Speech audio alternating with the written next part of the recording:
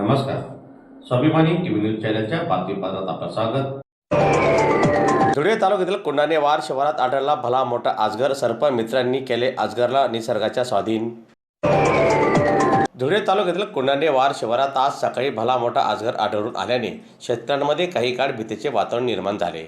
दरम्यान नागरिकांना अजगर दिसून आला. यानंतर ग्रामस्थांनी तात्काळ सर्पमित्रांना याची माहिती दिली. त्या दरम्यान सर्पमित्रांनी घटनास्थळी तात्काळ धाव घेत सुरक्षित तिथे अजगरला पकडले.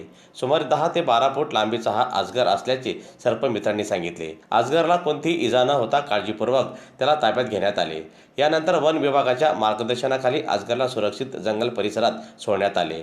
दरम्यान याप्रसंगी वार फाउंडेशनचे जगदीश माळी, चंद्रकांत ठाकूर, स्वप्नील सोनवणे, संदीप गायकवाड, सागर सोनवणे, मनीष पाडवी, सनी शिरसाट, ललित राठोड, कैलास ठाकूर आदी उपस्थित होते.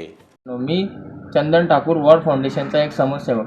धुळे येथील वारकुंडाने या गावातील दादाभाऊ पाडवी यांच्या शेतात, गव्हाच्या शेतात एक साप आढळून आला. त्यांनी वार फाउंडेशनचे प्राणीमित्र जगदीश माळी यांना संपर्क साधला.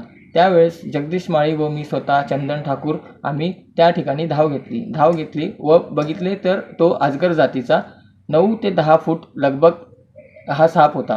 तो अजगर हा बिनविषारी असून त्याला